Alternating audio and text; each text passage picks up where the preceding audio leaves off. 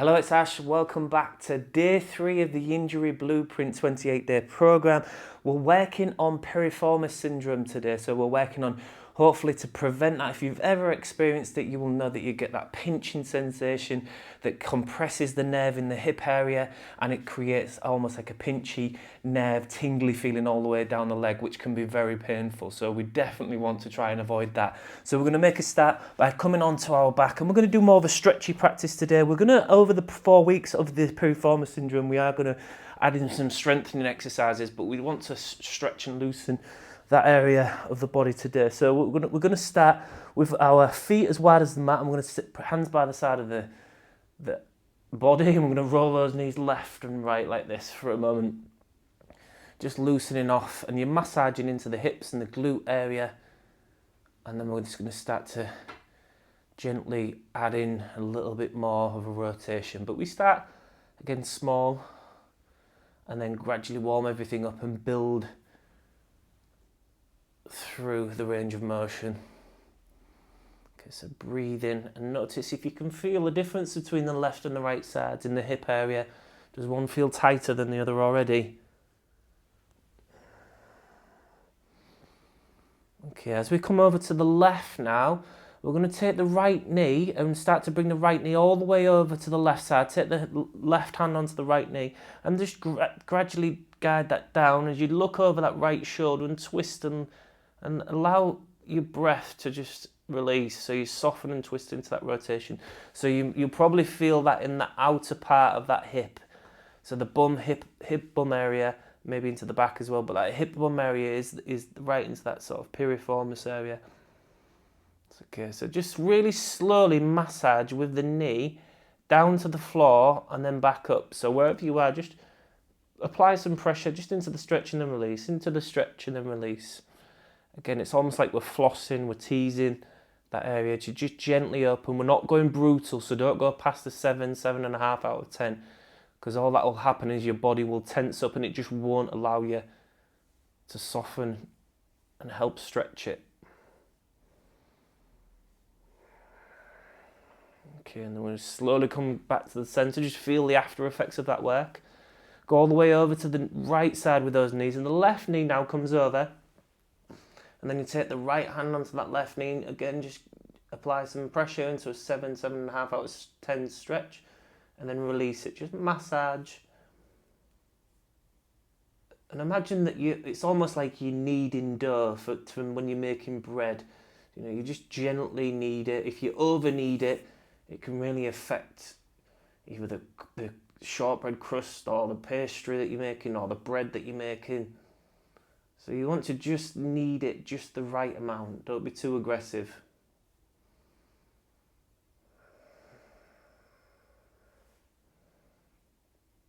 Okay, and then just come back over to the centre. Both knees in the air. Just feet on the floor, sorry. And then just feel the after effects of that work. And then place the right ankle area onto the left thigh, and then take hold of the back of that left thigh and just slowly again massage and pulse with it. Have that mindset of, again, almost kneading dough. So you're kneading the muscles and the tendons in that right hip area, piriformis, glute medius area. Try and keep the shoulders and the arms relaxed. So you let the weight of the arms do the work. You don't really need to be aggressively pulling with this. Again, it's a really nice massage. So how does this side feel for you? So in terms of intensity, does it feel quite tight or quite easy, quite free? Okay, I'm going to release both feet to the floor. Just again pause, have a little wiggle, just feel the after sensations. Maybe it feels releasing or maybe it feels a bit tight and achy. Left ankle area into the right thigh. Pull the right thigh into the hands and again slowly massage as you pulse with this, making sure that your whole of your back is nice and relaxed on the floor. The head is on the floor. Shoulders and jaw are relaxed, no tensing. Maybe have a little bit of a smile. A smile is always nice, again, to trick the mind. Maybe when we're feeling an area of the body that is tight and tense, I can just say to the body, everything's okay. I know what I'm doing. Okay, keep breathing and massaging, and warming up those tissues, dynamically stretching them. Okay, and then release both feet to the floor. Again, have a little bit of a move and wiggle around, maybe a windscreen wiper to adjust. And then we're going to do a little bit of nerve flossing now. So we're going to take the left leg into the air and take hold of the back of the thigh near the hamstring area. And now what we're going to do is going to bend the knee and then we're going to straighten the leg. So we're just applying a little bit of pressure, not too aggressively again. So about a 7 out of 10, and we're just bending the knee and then straightening it. And again, as we kick the heel up, we're not going really aggressive into like an 8 or 9 out of 10 stretch in the hamstring area. We're focusing more on flossing the sciatic nerve. So as we're doing this, it's stretching that sciatic nerve and it's going to be moving through the muscles and the tendon tissues. It's all trying to glide more smoothly. So when we do this type of flossing, we're trying to floss the tissues that might not get regular flossing. And movement lubricates all of those tissues in that area, so it helps. It's like, the analogy that I use is not the greatest one, but it's like keeping your car well oiled or keeping your bike chain well oiled if you're a cyclist. This is keeping your muscles and your fascia, the connective tissue, well lubricated, so everything will glide over each other a lot more smoothly.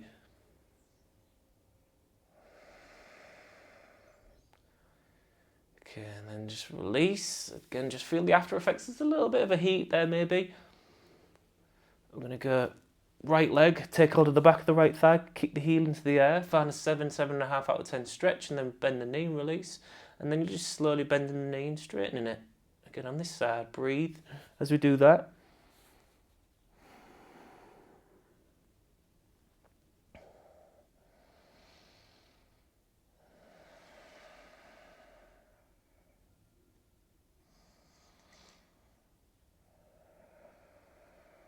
If at any point you do get any sort of tingles from that sciatic area or nerve tingles, you don't ever push further into it, you stop and you listen to your body. Just notice the difference between this side and the other one. Is there any difference? Okay, we're going to place that foot back on the floor. Feel the after sensations. Feet as wide as the mat. Arms into a Y position now. And then we're going to roll the knees over to the left side. Push the right knee down towards the left heel. That'll open up into that hip area again. So you might feel that right into that piriformis area there. Stretching. So you're actively pushing that right knee down towards the left heel. Bit of a pause for a few seconds. Roll the knees over to the right and push the left knee down towards the right heel. And just notice which side feels tighter. So for me, it's this side feels tighter. Then come back over again. So we're pausing for about 5 seconds in the stretch. So you can count 5, pushing that knee down to the heel, and then roll over gently to the other side.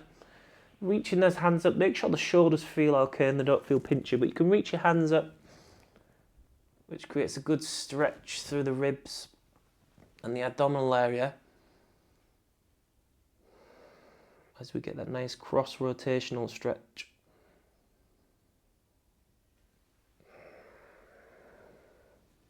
So again, all of this work that we're doing, one stretch at a time, we are reshaping your body, we are making it more resilient, we're making the tissues of your body more supple, more lubricated, more fluid.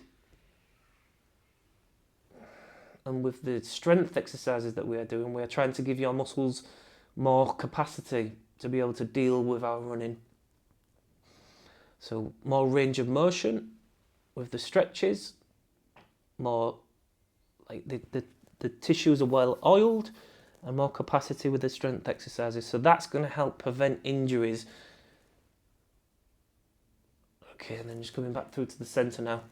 Again, just have a little bit of a windscreen wiper left and right, just loosen off, feeling the after effects of that.